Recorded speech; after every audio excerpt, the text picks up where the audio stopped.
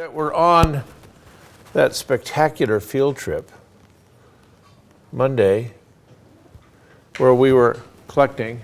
This is Dodecathion, one of my all-time favorite plants. The species we have up here in Utah is, of course, in the Wasatch is very small flowered ones. Sometimes they get to be 2 to 3 times that size, but really quite an interesting plant. Today, I am going to talk about plant carbon, and I'm going to ask Sean and others to keep your name tags out so that, Rolla, I can identify who you are rather than trying to, I think it's Chris, isn't it? I can't quite see. I really would like to learn your names, and at the same time, I don't want to forget the names of something near and dear like Celia or carbon isotopes. So today we're going to talk about carbon. First day, we were introduced to some of the fundamental concepts. The second day, we got introduced to the water world. And today, I'm going to lay the foundation for a carbon world, where most of the variations that we find in carbon isotope ratios in terrestrial systems are a consequence of plant-related processes. So most heterotrophs can modify what they take up, what they eat, but most of the variation that we see on this planet that's biologically related is driven by plant processes. And those have to do with variations in the source of carbon that plants use and fractionation practices. Most of those fractionation processes will be kinetic processes. That is, they're not reversible.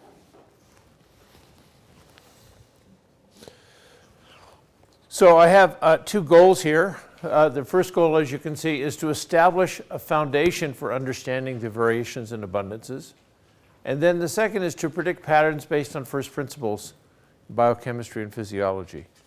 As I mentioned yesterday, I am not a fan of giving you oodles and oodles and oodles of examples. I would much rather give you the rules so that you can say, but sir, is this not also another alternative explanation for those data? Because remember, if you have good solid data, and we understand that it's past QA/QC, we must accept those results. But we can argue potentially over the interpretation of data.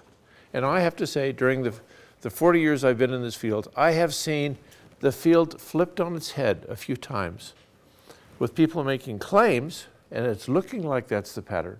But there was an alternative explanation, and because we didn't understand the mechanisms, we weren't able to understand it in that context, but we do now. So I want to give you 2 sets of background. I presume everybody has had some introduction to stable isotopes in the past, and you've probably heard that we can use stable isotopes to distinguish between a C3 photosynthesis plant and a C4 photosynthesis plant. That's in fact true. And what you see up on the wall here on the screen is the frequency histogram that Turi Serling published some 25 years ago of plants that he had looked at in Africa and a few other places. And you see that there's a peak centered about minus 26 and a peak centered about minus 12 or so. The first thing you might say is, man, you have a low precision observation. And I'll say, no, we actually have a very high precision observation, about plus or minus 0.1 per mil. That variation is natural.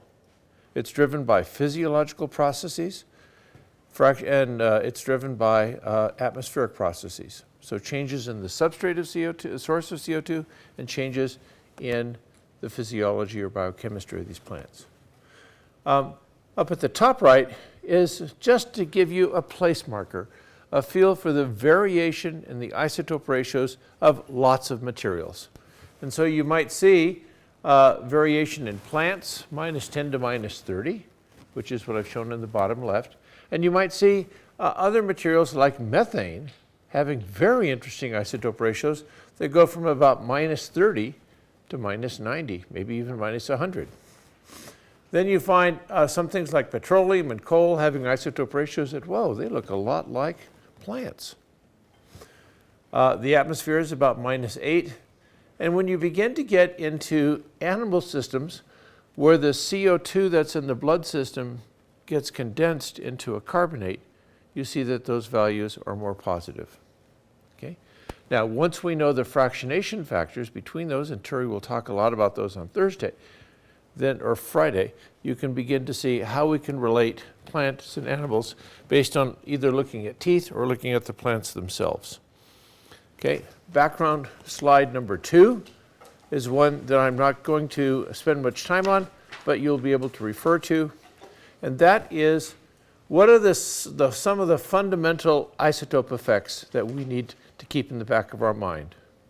The first is that CO2 that has 13 carbon diffuses slower than CO2 that has 12 carbon. Okay? And can anyone tell me the basis of that? It's 1.044, and it fits theory exactly. Square root of the ratio of the masses, 45 over 44. Okay? So CO2, whenever it has to diffuse, is going to diffuse about 4.4 per mil slower if it's carbon 13. That's a small fractionation. The big fractionation that takes place is the enzyme RUBP carboxylase. In C3 plants, the enzyme primarily responsible for taking a 5-carbon sugar and CO2 and making 2 3-carbon molecules. It fractionates at a value of 30 per mil. So we see an isotope effect of 1.030. Okay? But if you try putting that into observations and try to fit the data with the theory, 1.030, 30 per mil, doesn't work. And that's because I'm pretty naive. When I started off in this business, I said, the only carboxylation reaction that takes place is photosynthesis, right? And Roxy, where's Roxy today? Roxy didn't complain, but she should have complained. She said, Jim, I took another class and I heard that there are other carboxylases. And those other carboxylases are using sometimes the CO2 from respiration. And those other carboxylases are sometimes fractionating at a different value. So it turns out that about 8 to 10% of all the carboxylations in a plant are non-photosynthetic carboxylations. So we need to take that into account. And I'll let you work out the algebra, because I'm going to show you the other fractionation factors. But if you take the fractionation factors that are down at the bottom that relate to carboxylases, including C4 photosynthesis, and you take the 30 per mil, you'll end up with a theoretical expected value of about 27.2 per mil. And lo and behold, that fits the data. So the reason we don't use 30 in our analyses is simply because we must recognize that there are other carboxylations that fix carbon and end up as organic matter. The bottom part recognizes something which many of you may or may not know. The first is that C4 plants do not use CO2 directly. The CO2 has to go from being in the atmosphere to being in the gas, has to be converted to a carbonate, bicarbonate, and they're taken up the bicarbonate. Okay? So we need to take these other factors into consideration, and we'll come back to those terms later, but I don't want to spend much time on them.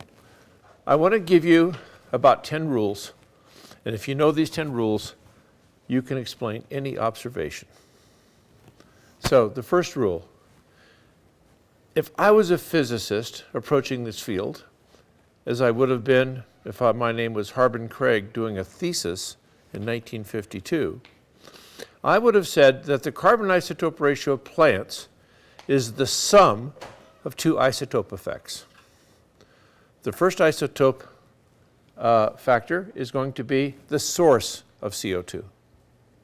The second is going to be the biotic effect. This is literally the term that people in physical sciences use when they don't want to understand biology. It's the biological effect. It's the bio effect. as if it's some cloaking constant like the Mach, or some constant like the Max-Planck constant. No.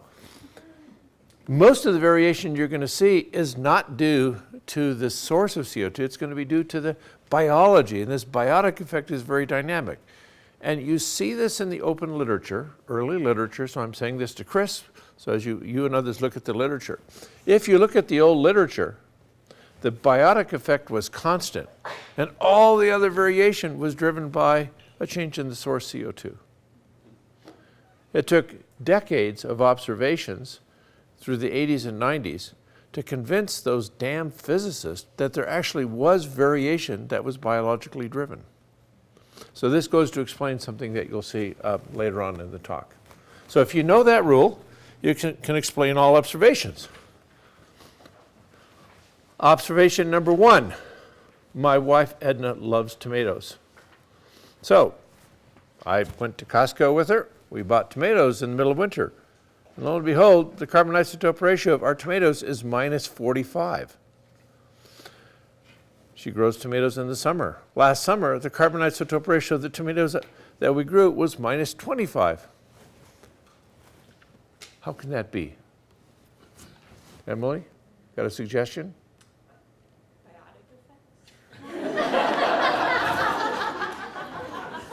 Good. Anyone else have a suggestion?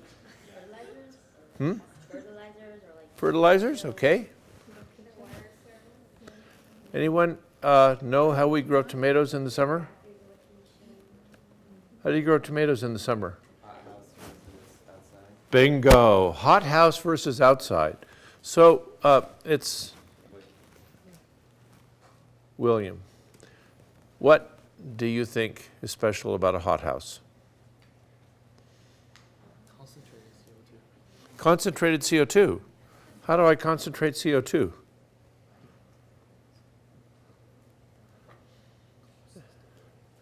I guess no one here has a parent in the hothouse business. Well, let's go to the second observation, and maybe that will help. My wife loves gardening. So what do? We go out and we buy plants. We go down to the quality flowers and plants, and there's the greenhouse there, and we bought plants. Okay? I said, Edna, you have no problem with me taking a little bit of the plant, do you? She said, no. So I took a little bit of the leaf. And on the strike, I got a value of -40. And on the marigold, I got a value of -35, and the zinnia was -34. How can that be? That's far outside the ranges of values I showed you in the first slide. What's The source is a lot different. Source is a lot different. Well, perfect. So how is the source different? That's shown in the bottom left. How do I heat a greenhouse in the winter? I have a heater. What is that heater? It is a methane furnace. So in a hothouse, you burn methane to keep the glasshouse warm in winter. And the CO2 that's produced, you just leave it in the room. And what did I say the isotope ratio of the atmosphere was? -8. And what is the isotope ratio of methane? -30 to -120. So you can easily tell if a plant has been cultivated indoors by measuring the carbon isotope ratio. Okay? If the value is more negative than about -31 or 32, pretty good chance it was cultivated indoors. Okay? So as a class project, we can do this looking at lettuce, looking at a variety of other plants. Sometimes people will tell you that they're greenhouse grown, sometimes they won't. I will be showing you a data set here now where, in a bit, where somebody has said something, and I do believe that they have lied, but I'm not sure. I'll let the isotopes help us resolve this. So this is a simple way of separating the source effect. That's rule number 1.